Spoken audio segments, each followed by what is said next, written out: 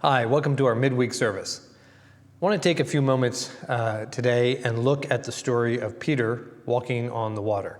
We're going to be in Matthew chapter 14. I'm going to start reading in verse number 22. Matthew 14:22, straightway Jesus constrained his disciples to get into a ship, to go before him unto the other side, while he sent the multitudes away. And when he had sent the multitudes away, he went up into the mountain apart to pray. When the evening was come, he was there alone. But the ship was now in the midst of the sea, tossed with waves, for the wind was contrary. And in the fourth watch of the night, Jesus went unto them, walking on the sea. When the disciples saw him walking on the sea, they were troubled, saying, It is a spirit. And they cried out for fear. But straightway Jesus spake unto them, saying, Be of good cheer, it is I, be not afraid. Peter answered him and said, Lord, if it be thou, bid me come unto thee on the water. And he said, Come. And when Peter was come down out of the ship, he walked on the water to go to Jesus. But when he saw the wind boisterous, he was afraid, and beginning to sink, he cried, saying, Lord, save me. And immediately Jesus stretched forth his hand, and he caught him and said unto him, O thou of little faith, wherefore didst thou doubt? And when they were come into the ship, the wind ceased. Then they that were in the ship came and worshipped him, saying, Of a truth, thou art the Son of God. A couple points I want to pull from this passage, familiar passage, as we see Peter asking God and then taking the opportunity to walk upon the water as Jesus walks towards him. First of all, we see that Jesus compels them, constrains them, go into the ship, go cross the sea, I'll catch up with you later. And then Jesus does some of those things that we've talked about these last couple of weeks. He went up into the mountain. He got away into a quiet place to pray. I think there's something to be said for that. We did a little thought on that just a few weeks ago, the importance of getting away up into the mountains, praying. We see that with Jesus doing that a lot. We see that with a lot of the characters in the Bible, the different saints in the Old Testament, a number of them up into the mountain to get away from God. Just, Abraham taking Isaac up into the mountain, Moses going up into the mount to receive the Ten Commandments, Elijah up into the mountain as he's looking for, then praying for the clouds to bring the end to the drought that they had and the famine they had. And Jesus, of course, in the Mount of Olives, Jesus going up into the Garden of Gethsemane, Jesus on the mountain when he ascends back to heaven, and on and on and on. We have these different instances of something very special there about up into the mount. We just celebrated Easter, and as we did so, we talked about, of course, Jesus Christ being crucified there on Mount Calvary. And over and over and over again, we see the importance of mountains. And here's one of them. Jesus Christ, as he gets the disciples out onto the boat to cross the sea, he takes that time to get away by himself. The Bible uses the word alone, all by himself. And he goes up into the mountain as a quiet time to pray. Following with that, though, he's going to catch up with them. They're expecting, I'm sure, on the other side of the sea, but he catches up with them out in the midst of the sea. And in the meantime, the storms come up, and they're being tossed there in the ship, and Jesus comes out walking across the water to meet them and adds to their fear at that time, right? They're fighting the boat and fighting the waves and fighting the elements enough, and then they see someone or something walking across the water. Jesus calms their fears with his words. Peter tests him by saying, Lord, if it's really you, I want to come out. I want to join you. And Jesus invites him to do so and to come out and to join him out there. So I wanted to look at this passage. Obviously, a number of parallels here. As we're now as a church, we've had, 4 straight Sundays. This is midst of the 4th week here that we haven't had a congregational assembly here at the church.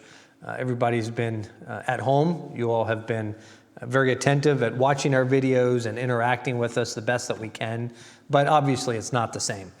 You all have been sharing a lot with me, and I appreciate that. One of the things for sure that I've been able to gather from talking to all of you is, one, you've been very upbeat.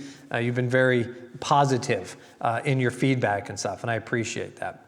At the same time, some of you are sharing your concerns and your request. And your concern is not the virus that's going around. Not entirely, not most of you. I know some of you, depending on where you're working and your work conditions, that's a concern, and I understand that. But for most of you, it's your jobs, it's hours being cut back, it's the economic impact of this. For a lot of you, it's the new conditions that you're in at home. You're stuck at home, you're not able to go out. Maybe there's a lot more family at home. And so for those of you that maybe feel like you're in a storm, right? We're in the midst of a storm. Our country's in the midst of a storm. It was already going to be a very difficult election year. And now we're dealing with the whole coronavirus on top of that. And so that just adds to the immense drama that's going on in our culture. Ratings for the evening newscast are skyrocketing, and who would have predicted that a couple months ago? It's a whole different time. People are watching the stock market a little more closely. They're watching their finances a little more closely. They're wondering about the value of their real estate and their jobs and all those things. And so maybe you feel like you're in the midst of the storm tonight. And these disciples found themselves out there as well. Let's look at Peter's reaction as he goes through this. First of all, we find Peter. Peter's the one that makes the statement about, Lord, if it's really you, let me come out and join you. If it's really you, let me come out and walk on the water as well. And so we see Peter making the decision here to leave the boat. Now, Peter's an expert fisherman, right? Peter has made a living and a life and a career being on the boat. That's what he does. That's what he knows best. He's familiar and feels safe on the boat. It's his element. It's his place. It's Peter that makes the statement to Jesus, Lord, let me get off the boat and come out there and walk on the water and join you. And so Peter's leaving the confines of what he knows and is secure with and getting off. I think it's safe to say that men who make their living out on the water, out on the boats, no matter what it may be, know that the safety and security is on the boat. In other words, when you're out in the middle of the water, you don't get off the boat. Think of some of the shows that are on TV, Discovery Channel shows with the guys fishing for the crabs up in Alaska, up in the Bering Sea, up in that area. Obviously, don't fall off the boat. Don't get off the boat, right? You got to stay on the boat. You got to stay secure on the boat. Got to have life jackets. Got to be tethered in if it's rough. Got to do whatever is necessary to make sure you don't get off the boat. And Peter, a fisherman, someone who has made a living on the boat, is the one who says, Lord, how about I get off the boat? And the Lord invites him to do so. And so Peter's, we can see a step of faith, no doubt about it. We can see Peter as well getting outside of what his comfort zone was and getting into something that's entirely new, entirely different, entirely outside the realm of common sense. And Peter is willing to do that. It's going to take a little bit of courage on his part. It's certainly going to take some faith on his part. He's going to venture out into the water. He's going to venture out into something he's not familiar with. The boat, he knows. The boat, he feels safe on. We don't know the details. This may very well have been his boat, right? Boats that the disciples are gathering on to go. We saw Peter and John and the others with their boats. We saw Jesus teaching from their boats earlier in the Gospels. And so now as they come down and they're getting ready to cross, they get on a boat, maybe Peter's boat, something he's very familiar with, and venture out into the water. And now Peter's going to get out into the water, out into the unknown, out into that which is not so secure, not so confident around him. He's going to go out into the unknown. We see that Peter obviously begins to fail. And by fail, I mean he begins to sink. He begins to have a problem as he takes his eyes off of Jesus and puts his eyes on the circumstances. And I think, if anything, that's the key to the lesson here tonight. We may not, please understand, we probably don't feel a lot like Peter, right? We're not going to be the ones offering to, hey, let's go out into the unknown and try something new. But we are much like Peter when it comes to, we tend to take our eyes off of Christ. We tend to take our eyes off of that which we know so well in the Word of God. We tend to take our eyes off the promises and the security of the confidence of God's Word. And then we start to look at the circumstances around us. In the midst of the storm, in the midst of the problem, when Jesus is right there, when he's closer than ever, right? Fair enough to say, for most of this boat journey across the sea, Jesus wasn't there. He was up in the mountain praying. And now that the storm has ratcheted up to a higher degree, and now that I believe the Bible used the word boisterous, and the waves and the wind, it is so, listen, we know this, the storm is so tenacious that they're having a problem identifying who the person is that they're talking to. Questioned, who was this? When Jesus identified himself, they still questioned, Lord, if it's really you, let me come out. They were not sure of who it was. Why? Because of the tenacious nature of the storm that was around them.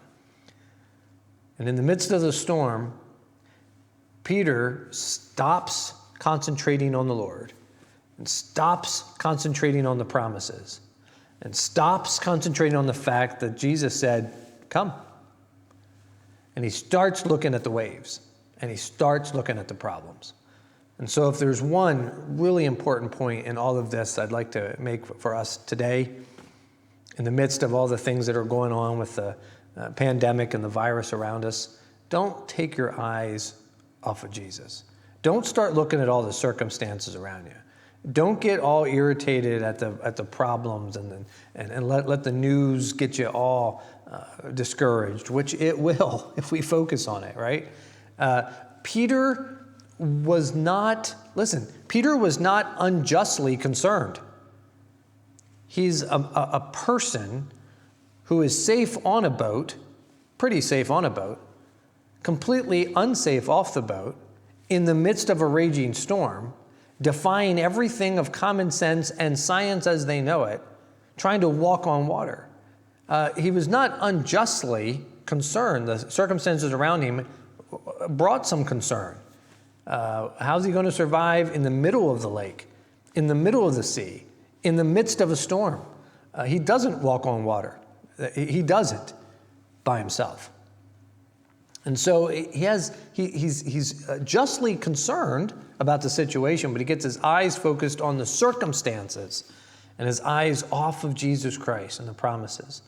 Listen, the promises that we had 8 weeks ago, 4 weeks ago, as this whole pandemic started, are the same promises we have today. Jesus said, I'll never leave thee nor forsake thee. I'm going to prepare a place for you. Lo, I'm with you always, even to the end of the world. He promises that he knows what our needs are. A sparrow doesn't fall from the sky without him knowing exactly what we need, without him knowing the problem and knowing the circumstances. So we know he's with us. Yea, though I walk through the valley of the shadow of death, the Lord is always with us and always taking care of us and always sustaining. Those things haven't changed at all. Peter took his eyes off the Lord and on the circumstances. And how about that storm that came up? That storm, when the Lord sent the disciples out there in the midst of that sea, and he went up in the mountains, you think the Lord knew that storm was coming? Of course he knew the storm was coming. I would dare say he sent the storm. It was all part of his plan. It was all part of his opportunity here to teach and to train. The pandemic that we're in the midst of right now, did the Lord know about that? Right? We haven't had services here in our sanctuary 4 straight weeks. Think that caught the Lord by surprise? Think he had any idea that was going to happen? Of course he did. And he sends things like this to test us, to try us, to strengthen our resolve, to teach us lessons. There's lessons to be learned in the midst of this. There's things that we can adjust and change and come out of this better prepared for the ministry and the work of the ministry than we were before. This storm is not a long storm. We don't have any record of this being a hurricane, right? This was a storm the Lord sent for a short period of time to test their faith. And when the Lord brought the storm, the Lord stops the storm. It's just a short period of time to test Peter and then to test the other disciples who were sitting on the boat. The Lord's trying them, testing them, prodding them. There were lessons to be learned here. One of the interesting things that we find, and I've kind of pointed this out a few times as I've taught, but if you read through books of 1 Peter and 2 Peter, the epistles that Peter wrote, he never mentions walking on the water. He doesn't mention that. He never talks about Peter, the apostle, the one that walked on the water. He doesn't use that in his resume. He doesn't use that to introduce himself. Talks about the transfiguration. Talks about the opportunity he had to stand there when Christ was transfigured before them. He talks about that. He talks about the fact that he's an apostle, and he talks a lot about Jesus Christ. And he was an eyewitness and a disciple of Jesus Christ. But he doesn't talk about walking on the water. It wasn't a highlight in his life. Why? Well, because it wasn't about him. It was really about Jesus Christ. And he knew that, and he learned that, and he saw that. And so here we are, in the midst of going through this pandemic time, this lockdown, stay-at-home type of time. And I'm sure for some, I would hope it's a quiet time. And for some, I'm sure it's a time of some unrest and some concern. In the midst of the storm, he knows right where we are. Don't get our eyes off of him and onto the circumstances. Keep our eyes on him. That's how we learn to weather the storm. Thank you.